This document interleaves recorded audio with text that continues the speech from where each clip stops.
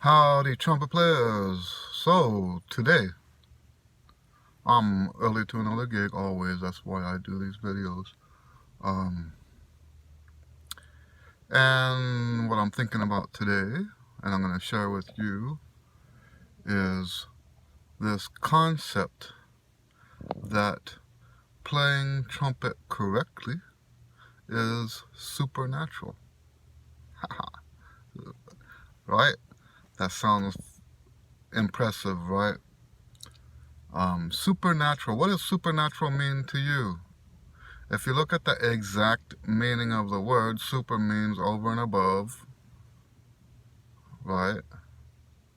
They use super in other contexts. It always means above or higher than, right? And then natural, that's kind of self-explanatory.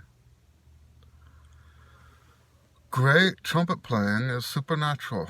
In other words, you're not just doing what comes natural. And I think that once that concept settles in your mind, it can be kind of mind-blowing. Why? Because a lot of us think that the way it works is that you're internally, like who you are, who you identify as, is a great trumpet player. So therefore, what comes out is going to be a great trumpet player. But that's not supernatural. Great trumpet playing is when you play beyond, over and above what's natural for you. And that is possible. It's always been possible. That's what makes us different from the animals, is that we're capable of doing things in a way that is not just biology. Okay? So when we practice, so what we're talking about is, well, let me back up a little bit. What do we mean by that in a musical sense, right? And the example I like to give my students, it's kind of a disgusting example when you think about it, is the kings in their courts in the old, in the old days, right? Even going back 200 years ago, but yeah, let's say 200 to 600 years ago. The kings in their courts, and they had their dances. And remember, they had the big old wigs. And,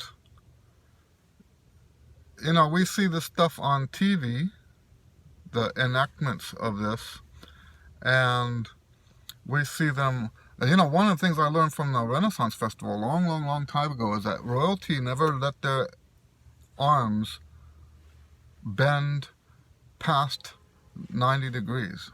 A royal person will never stand there with the arms extended all the way down. And that's one of the things that makes them look so stately, right? Is their arms are always up. So when you see these scenes in the movies with the courts and all the dancing and the beautiful clothing and all that, do you know they didn't have running water? They were actually, compared to how we live today, they're quite disgusting people, right? In terms of hygiene, the technologies we have today for the kind of hygiene we have today didn't exist yet. And so when you think about these courts and the level of music that they had, and then think that all of these people probably stink, and they were dirty, and dirty on our standards, right? Yeah, so that's a perfect image of what beautiful music is. It's music that's elevated above and beyond our human status, or our human, what do you call it, human, you know, condition. You know, there's music out there. I had a niece one time that told me that the music she likes celebrates the human condition. And you know what? You can hear it in that kind of music. And I'm not saying that as an insult. That's not the kind of music I'm talking about. Okay? And you know, you can, and I have to be very, very clear. I'm not talking badly about that kind of music. That a lot of people are into that kind of music. But I believe there are two different paths you can take when it comes to music. I believe there are two different paths. There's this path that I'm talking about, where you strive for something that's above and beyond what's natural. And then there's another path you can take in your music that is celebrating all that's natural.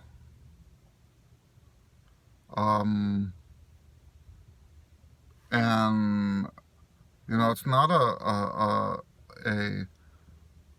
coincidence that the music that quote unquote celebrates the human condition is grotesque. And I don't mean grotesque in a derogatory sense. I mean it in a literal sense. Look the word up. Okay? You know, I had this, I discovered this, see, you know, I do kind of sort of consider myself a philosopher because I think philosophy kind of thoughts. I have been my whole life. I'm just not interested in philosophy as a subject you would study, but I enjoy thinking things through, and I enjoy talking to other people who have already thought stuff through. Okay? And so, yeah, years ago, I realized that what happened when the internet blossomed and everybody had equal access to, you know, and it was a major, talking just music here, it was a major blow to those who were in power at the time. It was a major blow, and in fact, a lot of them didn't recover from that. But what it did for us as individuals is it gave us equal footing with the people who were already, quote unquote, in power. But what I discovered is that the way a lot of people handled this was to do whatever they could to grab your attention.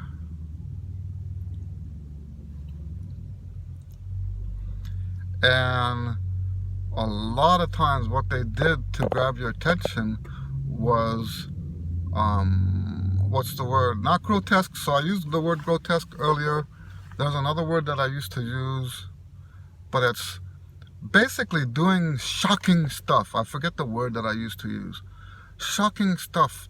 And so like you would put out a song that you knew would get a result from people emotionally. And now that never appealed to me. That kind of stuff never appealed to me. But you know what happens? Because it got a response, it creates this cyclic pattern where you now have to come up with something even more offensive, more clickbait, whatever you want to call it. You know, it would be like the equivalent of clickbait for music. And that just never appealed to me because it's dishonest, right? You're doing that just to get attention. And it doesn't, when you get that attention, it doesn't mean that your music is any good. So really, you're setting yourself up for something that's not very, you know what, I think in the long run, it doesn't have staying power. Right? It's shock and awe for music. So yeah, I recognized this 15 years ago. I recognized what people were doing. They were trying to get your attention. You know, and I understand why. Because now, instead of 3 or 4 major record labels trying to get your attention, we've got 50, 60,000 trumpet players out there all fighting for your attention. Right? Well, that, you know, one thing about me is I never, ever, ever wanted to be part of that rat race, right? Never, ever, ever, ever. That doesn't appeal to me. So the stuff I put out is almost the opposite. You know, my first album that I put out on my own was it's a album of vintage trumpet duets. I remember I did a symphony gig with the guy that was next to me. He used to be the French horn player for the Houston Symphony, and he also plays with, his name's Tom Bacon, and Tom, I think he still plays with the St. Louis Brass. So I was on this gig with Tom Bacon, and I told him about my new album. This is years ago. And he says, I hope you're not planning on making any money off of that. Right, because, you know, who makes a trumpet duet CD, right? But I've actually made some money. It's, you know, I didn't get rich off of it. But, you know, it's still selling now, and it's streaming, and people are watching it. But, you know, that album represents the opposite of what other people do, right? I mean, what's more common is to do something so controversial or so dramatically different or so blah, blah, blah, right? And the whole point is to get your attention. So yeah, getting back to the subject. Great music is music that's not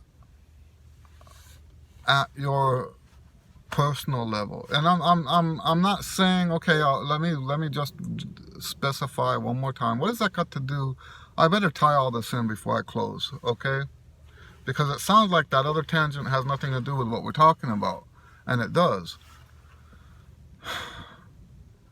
I think that when you go for the stuff, the knee-jerk stuff, the stuff that's going to make people check your music out right away, that has a tendency not to be great music. It has a tendency not to be supernatural. And the reason why is because it's the whole focus on it is to appeal to your natural sense. The whole point is to knee-jerk you into clicking on the recording and you know, having an emotional reaction. So, you know, I don't think that. There might be exceptions to what I'm saying, but I don't think for the most part that if that's the alignment of what you're trying to accomplish with the music, it probably doesn't fall in the category of supernatural. Now, when I say supernatural, let me clarify that too. I'm saying supernatural here in the true sense of the word. I'm not saying that it's spiritual. No, I am a Christian, and I do believe in the spiritual impact of music. However, that's not what I'm talking about right now. What I'm talking about has nothing to do with religion. Nothing whatsoever to do with religion. Playing supernaturally means that you take your music to a level that isn't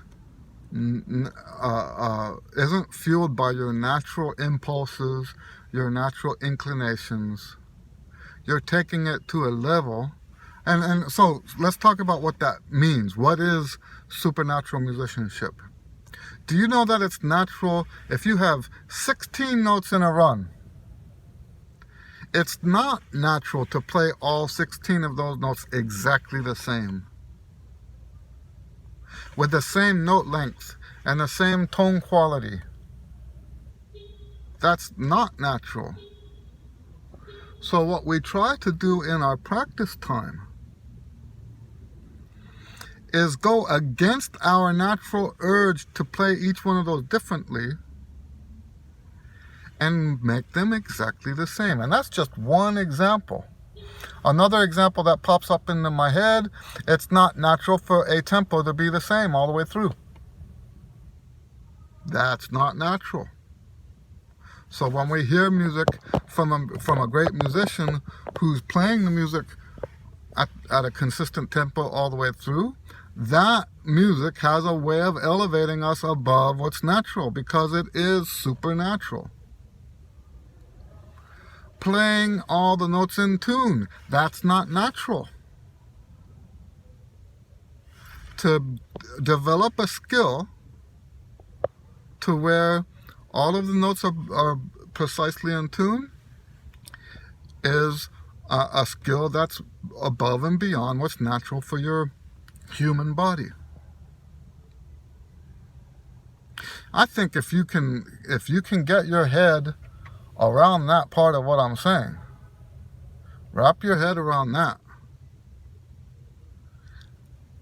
and it kind of opens up, because I think a lot of us approach music, I see this with the students sometimes, is the ones who are really trying to feel the music and all that stuff. They come in and they're flapping the eyelids and swaying with the music and stuff like that. And I know that kind of stuff is important for the show, but if you've got that and you don't have the other, you're kind of missing the boat, right? You're missing the whole point. So yeah, I've worked with students before who were very feeling based, and I'm not saying that's wrong, but those feelings that you have are not going to get you there. And for that matter, those of you who are really passionate about music, your passion will not get you where you want to go unless you harness that passion to do the kind of practice that gets you to that supernatural level of playing.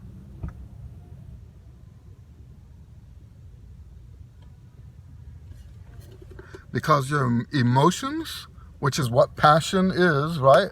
Your emotions are natural, not supernatural. And another word for natural is normal, right? and see, that's one of the problems, isn't it, with not striving for the supernatural? What are you going to do when that passion is gone? Because I promise you, the passion is not there all the time. So what are you going to do when that passion's gone? If you hadn't been all this time working on striving to be supernatural, then you're not going to practice like you're supposed to. You're not going to practice the stuff you need to.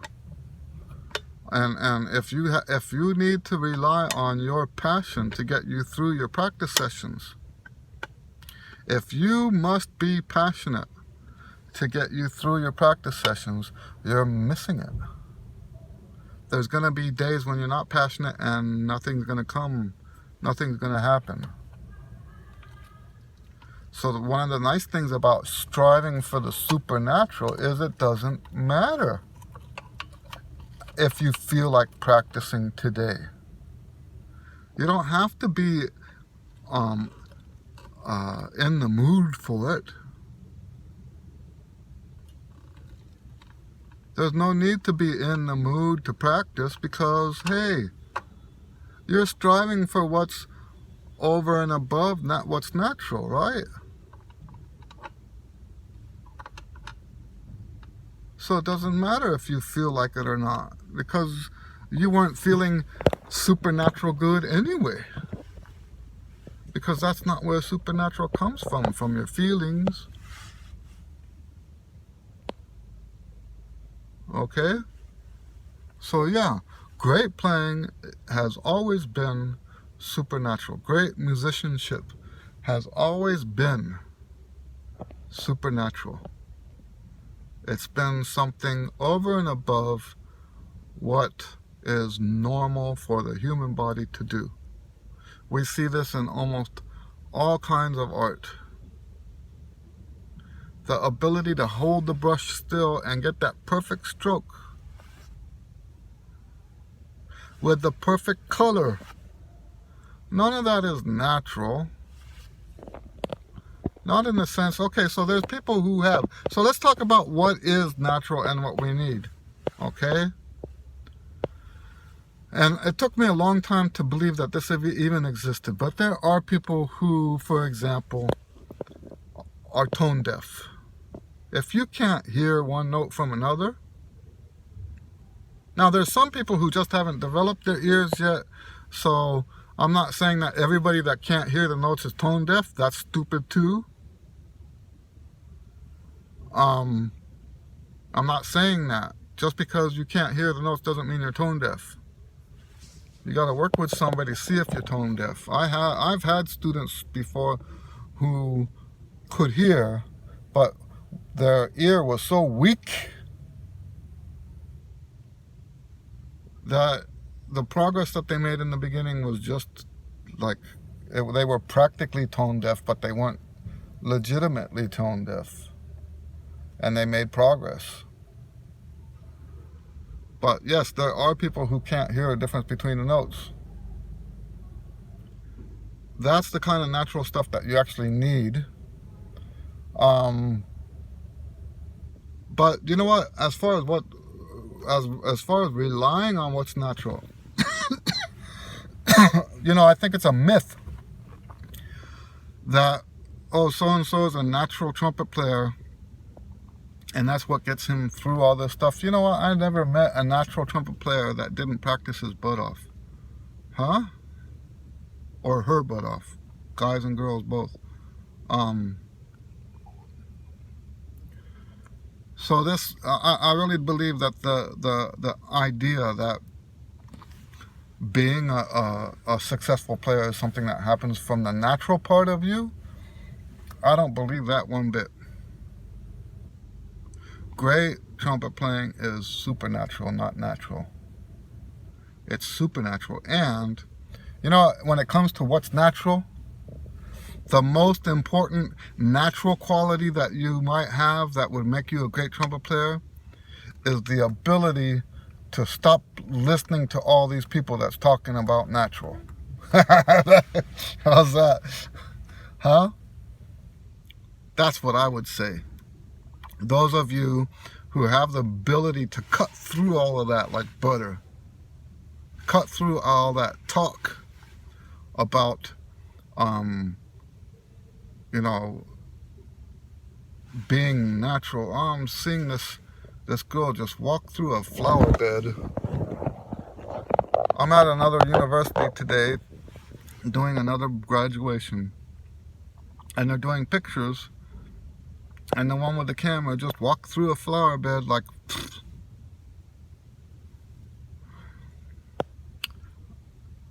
yeah, I shouldn't complain about that. Anyway, so if you have any questions about this or comments or whatever, go ahead and ask below. Other than that, God bless you, and we'll see you on the next video. Later.